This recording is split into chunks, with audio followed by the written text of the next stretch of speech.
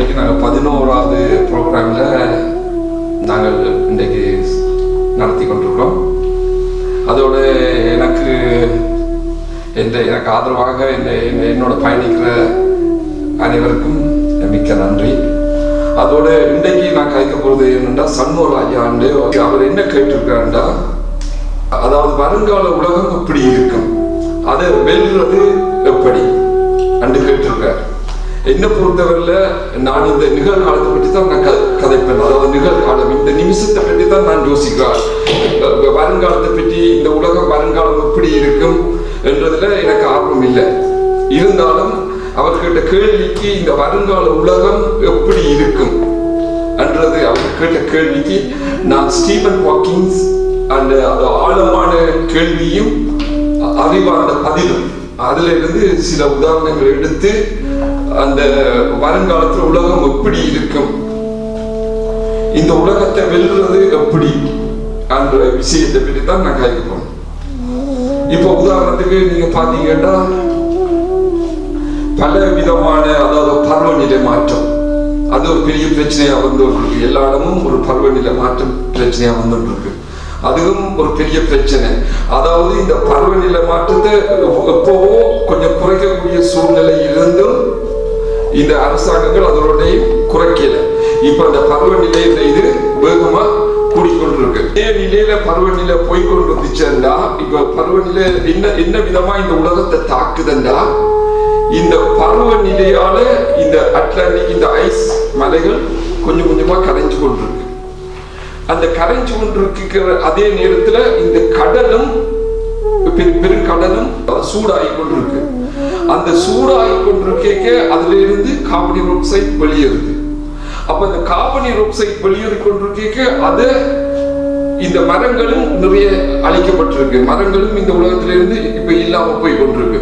காட்டு தீ, அதனால இந்த மரங்களும் அழிஞ்சு கொண்டு போகுது. அதாவது இந்த கார்பன் டை ஆக்சைடை அதை திருப்பி ஆக்சிஜனா அந்த மரங்கள் சுவாசிச்சு அதை ஆக்சிஜனா வெளியேற்ற தன்மையும் இல்லாம போய் கொண்டிருக்கு.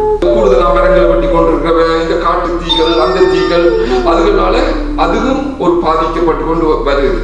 அதனால இப்படியே இந்த சூழ்நிலை போய் கொண்டு இருந்துச்சுன்னா மிருகங்கள் இதுகள் இந்த காட்டு தீ இதுகளால இந்த மிருகங்களும் கூடுதல் அழிஞ்சு கொண்டு இருக்கு. அப்ப அதனால அந்த நட்டுவ அந்த இயற்கை வளம், அதாவது இந்த ஆக்சிஜனை இந்த உலகத்துக்கு தரக்கூடிய தன்மைகளும் குறைஞ்சு கொண்டு போகுது. அதனால இந்த பூமி என்ன நடக்கும்னா வெப்பம் அடைஞ்சு கொண்டு போகும். இப்படியே வெப்பம் அடைஞ்சு கொண்டு போயிச்சா ஒரு கட்டத்துல அந்த சுக்கிரனில் 482 ஃபாரன்ஹைட் டெம்பரேச்சர் அதுக்கு இந்த பூமி வந்து சேரும்.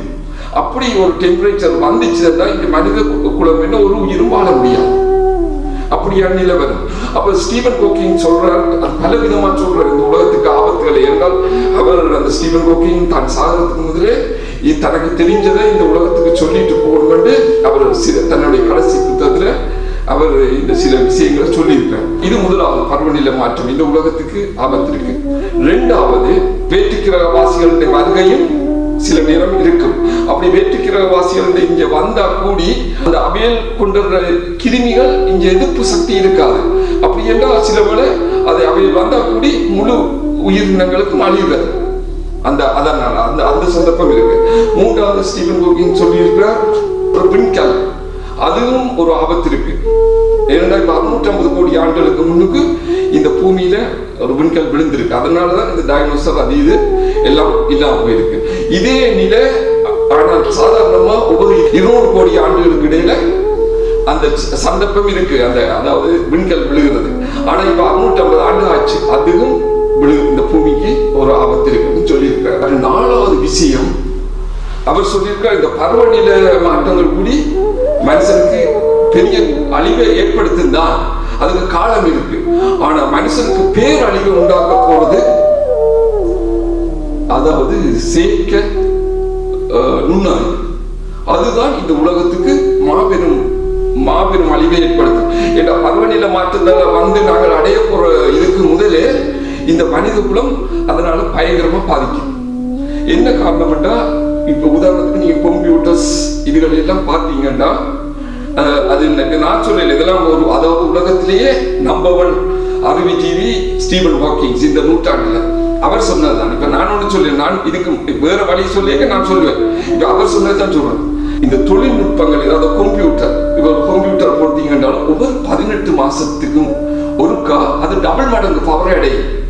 ஒவ்வொரு 18 மாசத்துக்கு ஒருக்கா தொழில்நுட்பத்துல இப்ப இன்றைக்கு இப்ப 18 மாசத்துக்கு அது டபுள் மடங்கா போகும். இப்படியே போய்கொண்டிருந்தா அது ஒரு வளர்ச்சி அடைஞ்சோண்டே போகும். செயற்கை நுண்ணறிவு அது இதெல்லாம் அப்படி வளர்ச்சி அடைஞ்சோண்டு போகும். அப்படி வளர்ச்சி அடைஞ்சோண்டு போய்க்க அது நாகரிகத்தின் ஒரு உச்சத்துக்கு போகும்.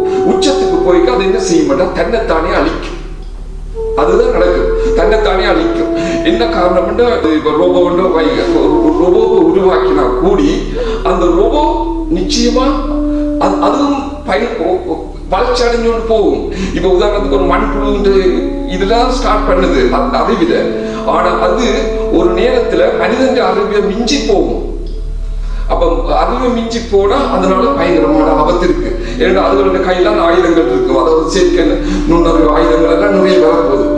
மனித குலத்துக்கு சரியான ஒரு ஆபத்தை கொண்டு வரும். என்ன காரணம்னா, இந்த செயற்கை நுண்ணறிவு ஆக்கள் நாங்க வரைக்க அது என்ன நடக்கும்டா, அதுல கையில ஆயுதங்கள் இருக்கும். அது மனிதர்களும் பார்க்க அறிவு கூடத்தின் நிலைக்கு வரைக்க மனிதனால ஒன்றும் செய்ய முடியாது. ஒரு சின்ன விரலை கூடி இப்படி நிமித்தேலாம், அதுக்கு அதோட நீங்க ஒன்றும் செய்ய முடியும். ஒரு சின்ன விரலை கூடி அதுக்கு எதிர்க்கலாம். ஏன்னா அந்த அளவுக்கு அது பவர்ஃபுல்லா இருக்கு. அப்ப மனித குலத்தின் தன்மைகள் எல்லாம் கொஞ்சம் கொஞ்சமா அதோட பெருமதி குறைஞ்சிடும். இப்போ ஒரு வீடு கட்டிக்கு ஒரு உடம்பு குத்து இருந்துச்சுன்னா நாங்கள் அதை கவனம் எடுக்க மாட்டோம், அது அப்படி அடிச்சு கூட வீடு கட்டுவோம். அதே மாதிரி இது வளர்ச்சி கூட மனிதனையும் அதை அப்படித்தான் பார்க்கணும். ஒரு பெருமதி இல்லாத ஆள் தான்.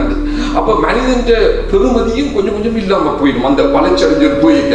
இப்பவே நீங்க பாத்தீங்கன்னா தெரியும், இவ்வளவு தொழில்நுட்பம் வளர்ச்சி அடைஞ்சு போகுது, படப்படன்னு போகுது, எத்தனையோ பேருக்கு வேலை இல்லாம போகுது. அது மேல உளைச்சல் வேற. இப்ப நீங்க சொல்றது என்னன்னா, கண்டுபிடிச்சிருக்காங்க வந்து வாசல்களை கொண்டு கொடுக்கறதுக்கான ஒரு டாக்ஸி, அதுல ஆள் இல்லை, அதுல ரோபோட்டா தான் இப்படியான நிலை வந்து இப்பவே நீங்க கொஞ்சம் கொஞ்சமா பாக்கீங்க, நீங்க கொஞ்சம் கொஞ்சமா தனிமைப்பட்டி கொண்டுதான் இருக்கிறீங்க. இப்ப பாத்தீங்கன்னா பாருங்க, கொஞ்சம் கொஞ்சமா அது உங்களுக்கு தெரியல. என்னன்னா தனிமைப்பட்ட விதம் உங்களுக்கு ஏன் தெரியலன்னா, உங்களுக்கு இந்த பேஸ்புக், இன்டர்நெட், மற்றது இன்ஸ்டாகிராம், அதுகள் இதோட நீங்க மிதக்குறீங்க. உங்களுக்கு அது தெரியல, தெரியாம வச்சிருக்கு இந்த கவர்மெண்ட். ஆனா நீங்க ஒரு தனி, அதாவது ஒரு சிறை கைதி மாதிரி தான் நீங்க போறீங்க, உள்ளுக்கு இருக்கிறீங்க. இதே இன்னும் ஒரு 30-40 வருஷத்துக்கு பிறகு நீங்கள் எல்லாம் ஒரு ஜெயில் மாதிரி தான் இருக்க நிலை வேறு. என்னன்னா தொழில்நுட்பத்தின் வளர்ச்சி அது உங்களோட வேகமா போய் கொண்டிருக்கு. தொழில்நுட்பம் நீங்க நக்கிற அளவுக்கு இல்லை. தொழில்நுட்பத்தின் வேகம் இப்ப நீங்க நச்சு கொண்டிருப்பீங்க. நீங்க என்ன தொழில்நுட்பத்தை பற்றி காய்க்கிறாரு. இந்த உலகம் தொழில்நுட்பத்தின் உச்சி வரையும் அடைஞ்சிச்சு. ஆனா ஒரு கொஞ்சம் விதமான தொழில்நுட்பம் தான் மனித குலத்துக்கு காட்டி இருக்கு. உதாரணத்துக்கு நீங்க இங்க பாத்தீங்கன்னா, இந்த ஆகாயத்துல 1,00,000 கிலோமீட்டருக்கு அங்கால ஒரு டெலிஸ்கோப் வச்சிருக்கு நாசா, அங்கோட விட்டுருக்கு. அது அந்த கேமரா லேசர் சிஸ்டம் போட்டோ எடுக்கிறது 4000 கோடி ஆண்டுகளுக்கு அங்கால இருக்கிற ஒரு கிரகத்தை போட்டோ எடுத்திருக்கு. 400 கோடி ஆண்டுகளுக்குள்ள இது கிரகத்தை அந்த வளர்ச்சி அடைகிறதெல்லாம் அது போட்டோ எடுக்குது. உதாரணத்துக்கு நீங்க பாத்தீங்கன்னா, ஒளியாண்டன்றது ஒரு செகண்டுக்கு 3,00,000 கிலோமீட்டர். ஒரு செகண்டுக்கு அந்த ஒளி பயணிக்கிற வேகம் 3,00,000 கிலோமீட்டர். அப்படி என்றால் ஒரு வருஷத்துக்கு அது எத்தனை கிலோமீட்டர் போகணும் நீ கணக்கு பண்ணணும். அப்படின்னா அந்த இடத்துக்கு போறது அந்த அவ்வளவுக்கு தொலைவு. அந்த தொலைவு இப்ப கிட்டத்தட்ட அது கணக்கிட முடியாது. ஒரு செகண்டுக்கு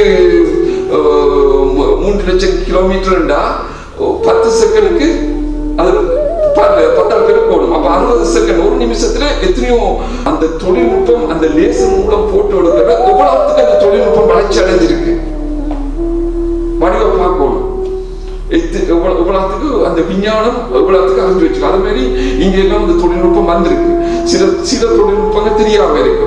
அது ஒரு பிரச்சனை இருக்கு, அந்த தொழில்நுட்ப வளர்ச்சி. 2வது இந்த மர அணுக்கள், அதாவது ஒரு ஆளை பார்த்து நல்ல அறிவாளிய பிரதி எடுக்கிறது. அதுவும் இப்போ எல்லோரும் இல்லை, ஒரு நேரத்தில் அது வந்தாலும் அதுவும் ஒரு பேர் அழிவு இருக்கு. ஏன்னா சில புத்திஜீவிகள் மட்டும்தான் இருப்பார், படிக்காதவங்கெல்லாம் தேவையில்லை என்ற மாதிரி போயிடும். கல்வி இல்லாத அந்த அப்படியான சந்தர்ப்பம். 3வது அட்டோம். அது எல்லா நாடுகளோட கையிலையும் அட்டோம் இருக்கு. இந்த மனித குலத்தை பல தடவைகள் பூண்டோட அழிக்கிற அளவுக்கு இந்த அட்டோம் இருக்கு. எல்லாரும் அதாவது அமெரிக்காவிலையும் ரஷ்யாலையும் இருக்கு. அதை விட இப்ப புது புது நாடுகளும் இந்த அட்டோமை வச்சிருக்கு. நிறைய நாடுகள் இப்ப கொஞ்சம் கொஞ்சமா இந்தியாவில இருந்து எல்லாருமே அட்டோம் இதை இப்ப வச்சிருக்கு. அட்டோம் ஆயுதங்கள் அது வச்சிருக்கு. இதுல என்ன பிரச்சனைன்னா இந்த அட்டோமால இப்ப உதாரணத்துக்கு அமெரிக்காவிலயோ ரஷ்யாவோ இருந்தா கூட இந்த அட்டோமால இந்த அழிவு வராம இருக்கலாம், பாதுகாக்கும். ஆனா ஒரு பிரச்சனை இருக்கு. என்னன்னா ஸ்டீவன் ஹாக்கிங் சொல்லியிருக்கிறார், இந்த அட்டோம் ஒரு நேரத்துல இந்த தீவிரவாதிகள் கையில போய் கிடைக்கலாம். அப்படி இந்த அட்டோம் கிடைச்சிருந்தா அது பேரழிவை கொண்டது. தீவிரவாதிகள் கைக்கு போச்சுன்னா இந்த அட்டோம் சில நேரம் அப்படி போகலாம். சில இயற்கை அழிவுகளால இவர் பாதுகாத்து வச்சிருக்க அட்டோம் கூடி சில நேரத்துல அழியலாம். அழியக்கையும் அதுவும் ஒரு இந்த உலகத்தை பேரழிவுக்கு கொண்டு வரும். அப்படியான சந்தர்ப்பங்கள் இருக்கு, இப்படியான நிலைகள் எல்லாம் இருக்கு. அப்ப அதனால ஸ்டீவன் ஹாக்கிங் என்னத்தை முன் வச்சாருண்டா, உலகத்துக்கு என்னென்ன, அதாவது வருங்காலத்துல இந்த உலகம் எப்படியான பாதிப்புகளை சந்திக்கும். இதுல முதலாவது பாதிப்பு என்ன, நான் என்னுடைய சொந்த கருத்து, அவர் இவ்வளவு கருத்து சொல்லியிருந்தாலும் நான் சொல்லுவேன், இதுல முதலாவது பாதிப்பு செயற்கை நுண்ணறிவு. இதுதான் மனித குலத்தை பூண்டோட அழிக்கும் ஒரு நேரம். அப்பளத்துக்கு இதுல பவர் போய் கடைசியில அது ஒரு பேரழிவை கொண்டது. இப்ப ரோபோட்டுகளை உருவாக்கி கொண்டு வந்தாலும் கூட இந்த ரோபோட்டுடைய தன்மைகள் நிறைய இதுகளை கொண்டது வந்து நான் அதோட இப்ப உதாரணத்துக்கு அப்ப ஸ்டீவன் ஹாக்கிங் ஒரு கருத்து சொல்ற, இதனால நாங்கள் ஒரு வேற்று கிரகத்தை கண்டுபிடிக்கணும், கண்டுபிடிச்சு நாங்கள் இந்த உலகத்தை பற்றி தப்பி போகணும் என்று அவர் ஸ்டீவன் ஹாக்கிங் தன்னை கடைசி புத்தகத்தில் எழுதி அடுத்த வருஷமே அவர் சென்று மறைஞ்சிட்டார். அப்ப அவர் சொல்லியிருக்கிறார், இதுல இருந்து நாங்கள் என்ன விளங்குறேன்டா, இப்ப அவர் சொன்னதெல்லாம் எதிர்காலம், என்ன பொறுத்தவரை நாங்கள் நிகழ்காலத்தை தான் பார்க்கணும். இப்ப ஒன்று நாங்க சேஞ்ச் பண்ணணும்டா, இந்த உலகத்தை சேஞ்ச் பண்ணணும்டா நாங்கள் எங்களை சேஞ்ச் பண்ணணும், எங்களோட மைண்ட் நாங்க சேஞ்ச் பண்ணணும், எங்களுக்குள்ள இருக்க ஆற்றலை நாங்க சேஞ்ச் பண்ணணும். இப்ப என்ன காரணம்டா, நாங்க நிறைய விஷயத்தை துளைச்சிட்டோம், அன்பை துளைச்சிட்டோம், சத்தியத்தை துளைச்சிட்டோம், கடவுளை துளைச்சிட்டோம், கடவுள் வழிபாடுகளை மறந்துட்டோம், எல்லாம் மறந்துட்டோம். எங்களுக்குள்ளுக்கு இருக்க கடவுளை மறந்து கொள்ற தன்மையும் மறந்துட்டோம். யாருமே இப்ப சேர்ச்சுக்கு போறது, சேர்ச்செல்லாம் கூட்டிக் கொண்டே வர்றாங்க. கோயில்களில் கூடி பாத்தீங்கன்னா அந்த யங் ஜெனரேஷனுக்கு அதுகளில் ஒரு ஈடுபாடே இல்லை. கோயிலுக்கு போறதா இல்லை சேர்ச்சுக்கு போறதா, சில வயசானாக்கள் மட்டும் என்ன போய் கொண்டிருக்கு. பெற்ற ஆக்கள்லாம் குறைஞ்சிட்டு, பெற்ற யங் ஜெனரேஷனோ இப்ப வயசானாக்களும் இப்ப கோயிலுக்கு போறது கொஞ்சம் கொஞ்சம் குறைஞ்சிட்டு. அவையெல்லாம் இங்கே இருக்க வேண்டாம், பேர்களுடைய கையில அப்படி விட்டு இளம் சமுதாயங்களோ இல்ல கொஞ்சம் வயசானாக்களோ இந்த பேய்களோட கையில விட்டுட்டு. யார் பேய்கள்? இந்த இன்ஸ்டாகிராம், இந்த பேஸ்புக், இந்த எல்லா விதமான இந்த ஊடகங்களும் நிச்சயமா அவை பிடிச்சிட்டு, கொஞ்சம் கொஞ்சமா பிடிச்சிட்டு. என்ன காரணம் மட்டும் நான் பேர் சொல்றேன்னா, இன்ஸ்டாகிராம், பேஸ்புக் இல்ல இல்லாட்டி எல்லாத்துலயும் சில நன்மைகளும் இருக்கு. டிக்டாக் இதுல நன்மைகளும் இருக்கு, இல்லையே நான் சொல்லி. ஆனா பேர் அழிவத்தான் கொண்டது. இதுகளால ஆக்களுடைய மனநோயாளிகளாத்தான் ஆகுவது கொஞ்ச நாள். இந்த பேஸ்புக்குகள் இந்த இதுகளோட இருக்க அவையோட உறவு முறையெல்லாம் இருக்காது. இப்ப ஒரு ஃப்ரெண்ட்ஷிப் இருக்காது. இப்ப ஃப்ரெண்ட்ஸோட எல்லாம் இப்ப நிறைய பேர் கதைக்கவே விரும்பவே இல்லை. ஏன்னா இன்ஸ்டாகிராம்ல வேறு பார்த்து கொண்டிருப்பேன், இல்லாட்டி அங்கால ஒரு ஃபிலிம் பார்த்து கொண்டிருப்பேன். எப்படி நான் ஓகே சந்திப்போம் அப்படி என்ன வச்சிருக்கிறது. அவைகளுக்கு இப்ப வர அவைகளுக்கு இந்த டிரெக்ட் கண்டக்ட் விருப்பம் இல்லை. தன் வலை தட்டிட்டு இப்படி பார்க்கணும் அப்படி பார்க்கணும் நிலை வந்துட்டு இப்படியே போய் கொண்டிருந்தா இதுவும் ஒரு பேரழிவு. என்ன காரணம்னா, எங்களுடைய ஒரு நட்புறா இருக்கணும், ஒரு அன்பு, ஒரு வட்டம் இருக்கணும், எல்லாத்துக்கு இடையிலையும் ஒரு தொடர்பு இருக்கணும். என்னடா தொடர்பு இல்லாம போயிட்டா அதுவும் ஒரு மனநோயை கொண்டது. விளங்கல, ஒருத்தருக்கும் ஒரு தொடர்பு இல்லை. இப்ப எல்லாம் இருக்கு, இந்த ஊடகங்கள் எல்லாம் இருக்கு. நீங்க பேஸ்புக் அது இது டிக்டாக் எல்லாத்தோடையும் ஆக்டிவா இருப்பீங்க. திடீர்னு அது இல்லாத நேரம் வந்துச்சுன்னா என்ன செய்வீங்க? விளங்கல, அப்படியான நிலை இருக்கு வரும். அப்ப அதனால நாங்க அதை முன்னுக்கே நாங்கள் எச்சரிக்கை இருக்கணும்டா. நாங்கள் அந்த அதுகள் எல்லாம் எங்களுக்கு தந்திருக்கு, ஃப்ரீயா தந்திருக்கு. என்ன காரணம்னா எங்களுக்கு திசை திருப்புறதுக்கு. ஏன்னா நீங்கள் அது ஒரு பிரச்சனை விடாம தனியா இருக்கும், அப்படி என்ன மெத்தம் கொண்டு வந்திருக்கு. அதனால எல்லாத்துக்கும் ஒரு வட்டம் இருக்க வேணும், ஒரு பெரிய வட்டமா இருக்க வேணும். அப்படியான சூழ்நிலை இருந்தால் தான் அதுவும் ஒரு நல்ல நிலைக்கு கொண்டது. வாழ்க்கை என்றது இந்த நிமிஷம் தான் யோசிக்கணும். நான் ஸ்டீவன் ஹாக்கிங் இப்ப சொன்ன மாதிரி இந்த பருவநிலை மாற்றம், அந்த மாற்றம், இந்த மாற்றம் எல்லாம் இருந்தா கூடி நாங்கள் இந்த நிமிஷத்துல சந்தோஷமா இருக்கணும், நாங்கள் தெளிவா இருக்கணும், நாங்கள் அன்பா இருக்கணும், நாங்கள் கருணையா இருக்கணும், நாங்கள் ஒரு நட்பா இருக்கணும், சகோதரர்களுக்கு இடையில அட்டாச் இருக்கணும். எல்லாம் இல்லாம போயிட்டு இப்போ சகோதரர்களுக்கு இடையில அன்போ இல்ல ஃப்ரெண்ட்ஷிப் இடையில ஒரு அன்போ உண்மையோ அதெல்லாம் இல்லாம போயிட்டு எங்கேயும் உண்மை இல்லை. ஒரு சகோதரத்துக்கு சகோதரன் கூட உண்மை இல்லை. அந்த உண்மை இல்லாம போறதுக்கு காரணம் என்னன்னா நாங்க நிச்சயமா எங்களோட தெய்வீகத்தன்மையை மறந்துட்டோம். நிச்சயமா தெய்வீகத்தன்மை மறந்து ஒரு தெய்வீகத்தன்மை எங்களுக்குள்ள இருந்துச்சுன்னா, ஒரு கடவுள் நம்பிக்கை இருந்துச்சுன்னா நிச்சயமா கடவுளை ஆழமா விளங்கின ஒரு ஆள் நிச்சயமா யாரையும் ஏமாற்ற மாட்டார். அதனால இப்படி இந்த உறவு முறையெல்லாம் சுக்கு நூறா சிதறி இருக்கட்டா நாங்க நிச்சயமா எங்களுடைய இதயத்திலே இருந்து நான் கடவுள் தன்மையை விட்டுட்டோம். நாங்கள் இந்த வெளி உலகத்துல எல்லாத்தையும் பார்த்துட்டோம். டிக்டாக்ட பார்க்கிறோம், பேஸ்புக்கை பார்க்கிறோம், இன்ஸ்டாகிராம பார்க்கிறோம், எல்லா விதத்திலான ஊடகங்களையும் பார்க்கிறோம். ஆனா எங்களை நாங்க பார்க்கல. அந்த குப்பைகள் ஃபுல்லா தான் எங்களுக்குள்ளுக்கு இருக்கு. நாங்க என்னென்ன பார்க்கிறோமோ அதெல்லாம் உங்கள்கிட்ட வாங்கி கொண்டே இருக்கு. விளங்கல இப்ப நிச்சயமா. அதனால நாங்கள் எப்படியும் ஒரு அன்பு வட்டமா இருக்கணும், ஒரு கடவுள் தன்மை இருக்கணும். எங்களோட பிள்ளைகளுக்கோ இல்லை இன்னத்துக்கோ அது இல்லாம போச்சுட்டா அவை ஒரு ரோபோட்டர் ஆயிடுவேன். அவை இப்ப மக்கள் எல்லாம் கொஞ்சம் கொஞ்சமா அந்த ரோபோட் நிலைக்கு தான் வந்து கொண்டு இருக்கவர். அப்ப அப்படி போனா அது அதோட பேர் ஆபத்தா தான் முடியும். ஒரு விதமான சிந்தனையும் இருக்காது. மற்றவனை பற்றியோ, மற்றவனுடைய பிரச்சனைகளை பற்றியோ, மற்றவனுடைய இதுகளை பற்றியோ ஒன்று பிரச்சனை அவை ஒரு மரம் மாதிரி போயிடுவார். என்ன பொறுத்தவரையிலேண்டா உதாரணத்துக்கு பாத்தீங்கன்னா பாருங்க, இப்ப நான் பார்க்கிற பார்வை, அது ஒவ்வொரு மனுஷனும் பார்க்கிற பார்வைகள் நிச்சயமா எங்களோட கண் எங்களுக்கு முன்னுக்கு ஒரு திரையை எடுத்து நாங்க பார்க்கிறோம். எங்களோட கண் ஒரு திரை இருக்கு, அந்த திரையைத்தான் நாங்கள் பார்க்கிறோம். எங்களோட கண் அந்த திரையை கிழிச்சு கொண்டு பார்க்கக்கூடிய புது கண் வேணும். விளங்கல இப்ப நீங்க ஒன்று பாக்குறீங்கன்னா உங்களுக்கு ஃபீட் பண்ணின ஒன்றை வச்சுதான் நீங்க பாக்குறீங்க, ஒரு திரை ஷேடோ. அப்ப அந்த அந்த திரையை கிழிச்சு பார்க்கக்கூடிய ஒரு புது கண் வேணும். இப்ப நாங்க கதைக்கிறோம்னா கூட எங்களோட வாய் ஒரு திரை போட்டிருக்கு, திரையை பார்த்து தான் நான் கதைக்கிறேன். ஆனா அந்த திரையை கிழிச்சு கதைக்கக்கூடிய வாய் வேணும். அண்டா அது ஒரு எங்களுடைய இதயத்திலிருந்து வரணும், அது உண்மையா வந்து கதைக்க வேணும். விளங்கல அப்ப நாங்கள் ஒரு ஃபீட் பண்ணி வச்சிருக்கோ இல்ல ஒரு திட்டமிட்டு வச்சு கலைக்கிறோ அதெல்லாம் இருக்கக்கூடாது. அவ்வளவுக்கு சுத்தமா இருக்கணும். மனம் சுத்தமா இருக்கணும்னா நிச்சயமா ஈகோன்றது ஒரு கொடிய விஷம் என்று நான் உங்களுக்கு சொல்லியிருக்கேன். ஆனா நான் இப்ப சொல்றேன்னா ஈகோ கூடிய நல்லது. என்ன காரணம்டா அந்த ஈகோவும் நிச்சயமா இருக்கும்.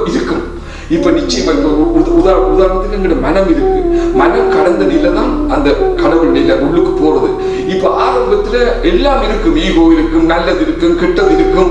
அப்ப அந்த எங்கட மனது அது புடம் போடுறது ஒரு அடுப்பு மாதிரி, ஒரு பவுன உருக்குற சூளை மாதிரி. அது எல்லாம் சேர்ந்து உருவும், எல்லாம் உருகி கடைசியில தான் அது அந்த தங்கமா வரும். எல்லா காவலும் பித்தளை குப்பை எல்லாத்தையும் போட்டு அதே மாதிரி எங்களோட மனமும் எங்களை எல்லா விதத்திலையும் அறிஞ்சு நாங்க கடந்து போய்க்கதான் அந்த தெய்வீக நிலையை நான் அடைவான். அதான் சொல்றேன். மனமண்டைங்க இப்ப எல்லா விதமான கூடாது நல்லது எல்லாத்தையும் நான் கடந்து போகணும். அப்பதான் நாங்க புடம் போடுவோம். எங்களோட மனம் விளங்குதா? எல்லா திரைகளும் எங்களை விட்டு அகலும். நாங்கள் சுத்த பெற ஒரு புதிக்கட்டுக்கு தான் இருக்கோம். அப்ப அந்த புதிக்கட்டோடு இப்ப நாங்க பார்த்தா புதிக்கட்டு தான் தெரியும். அப்ப அந்த புதிக்கட்டை கடந்து போகணும்னா அந்த மனமும் ஒரு உலை ஆகும். உலை நான் ஆணவம் அது இது என்னதான் செய்த எல்லாத்தையும் அந்த புடம் போட்டு உருக்கி அதை கடந்து போற நிலை தான் சூனிய நிலை. அதை நாங்கள் அடைய வேணும். ஒவ்வொரு தினம் அதை அடைய வேணும். அடைஞ்சாதான் அந்த பக்குவ நிலை வரும். இந்த கட்டத்திலையும் வாழ்க்கை இந்த நிமிஷம் சந்தோஷம் எது வந்தாலும் அதை நாங்கள் கடந்து போகக்கூடிய உறுதி வரும். ஒரு மரணத்தை கூடி நாங்கள் கொண்டாட்டமா கொண்டு போகக்கூடிய நிலை அந்த சூனிய நிலையில போனதான் வரும். அதுக்கு முதல் நீங்கள் உங்களோட மனம் ஒரு புடம் போடணும். அதாவது ஒரு சூழ்நிலை, அதாவது அந்த உருக்கி எடுக்க வேணும். அப்ப அதனால எல்லாம் இது கூடாது, இது நல்லது, இது கூடாதுன்னு நீங்க பிரிக்க கூடாது. உங்களோட மனம் எல்லாத்தையும் செய்யணும். செய்து அது ஒரு நிலைக்கு வந்து நீங்கள் ஒரு நிலையை கடந்து அங்க போவீங்க. அந்த நிலை தான் கடவுள் நிலை. அதுதான் ஒரு ஆழமான நிலை. அந்த இப்ப நாங்கள் இருக்கிறோம் எங்களோட மனவிலக்கு, அந்த மனதை கடந்த நிலை தான் கடவுள் நிலை, அதுதான் சூனிய நிலை. அந்த நிலையை தான் இந்த புத்தகம் எல்லாம் அடைஞ்சிருக்கு. அதனால இப்ப இந்த பேரழிவு வரும், இந்த இதுகள் வரும், அந்த இது வரும், பருவநிலை மாற்றம் வரும், அது வரும், இது வரும், நிறைய பிரச்சனைகள் இருக்கு.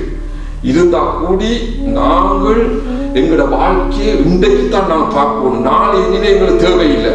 என்னதான் நடக்கட்டும், இந்த நடக்கிற விஷயத்தை, அதாவது இந்த உலகம் நாளைக்கு சந்திக்க போற விஷயத்தை யாராலையும் மாற்ற முடியாது, யாராலையும் மாற்ற முடியாது.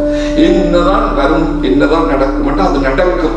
அதை இந்த கவர்மெண்ட் ஒண்ணு செய்ய போறது இல்லை. இந்த பருவநிலை மாற்றத்துக்கு இந்த கவர்மெண்ட் எல்லாம் நிறைய செய்திருக்கலாம், கடலை கிளீன் பண்ணி இருக்கலாம், அவ்வளவு எல்லாம் செய்திருக்கலாம், இந்த செயற்கை நுண்ணறிவுகளை வச்சு நிறைய செய்யலாம்.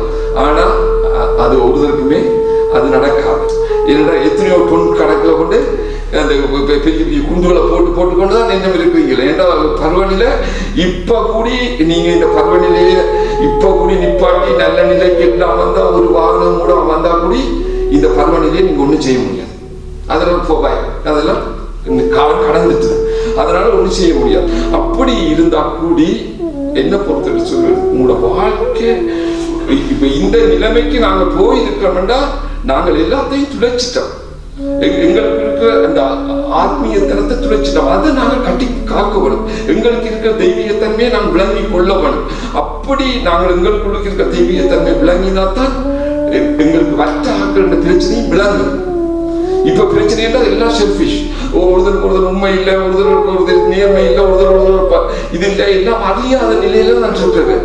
என்ன பொறுத்தவரையில ஒரு கடவுளை அறியணும், நீங்க உங்களை அறியணும். நீங்க உங்களுக்குள்ளுக்கு ஒரு கோயிலை காண முடியல, நீங்க எங்கேயும் கோயிலை காண முடியாது. உங்களுக்குள்ளுக்கு நீங்க கடவுளை காண முடியாதுன்னா நீங்க எங்கேயுமே காண முடியாது. விளங்குது? அதனால இந்த பொக்கிஷத்தை நீங்க அந்த பொக்கிஷத்தை வச்சு கொண்டுதான் நீங்க தேடுறீங்க. பொக்கிஷத்தை வச்சு கொண்டுதான் நீங்க உருவாக்கி இருக்கு. இப்ப உதாரணத்துக்கு பாத்தீங்கன்னா இப்ப கடவுள் இருக்க, கடவுள் மனிதன், இந்த ரெண்டும் புரிம்பில்லை. இந்த கடவுளும் மனுஷனும் தனித்தனி இல்லை. அதை ஒரு வடிவா விளங்கி கொள்ளணும். கடவுளும் மனுஷனும் தனித்தனி இல்லை. அப்படி அந்த தனித்தனி இப்ப ஒரு மரத்தை ரெண்டா பிளக்கிறது, அப்படி மனுஷன் பிளந்து வச்சிருக்கான். இது கடவுள், இது மனுஷன். அப்படி இந்த கடவுளை மனிதனையும் கடவுளால் ஒண்ணு பிளக்க முடியாது, நச்சா கூடி. ஏன்னா அது அதுக்கு அந்த அந்த அதிகாரத்தை கடவுளுக்கு கூடி இல்லை. ஆனா மனுஷன் நினைக்கிறான் தான் பிளந்துட்டு விளங்குது. கடவுளை மனுஷனை ரெண்டா பிளந்துட்டு நினைக்கிறான் விளங்குது. அதனால அப்படி ஒண்ணும் இல்லை, அவன் நச்சு கொள்றான். அதனால என்ன பொறுத்தவரையில உங்களுக்குள்ளுக்கு நீங்க ஒரு கோயிலை காணாமல் வேற எங்கேயும் கோயிலை காண முடியாது.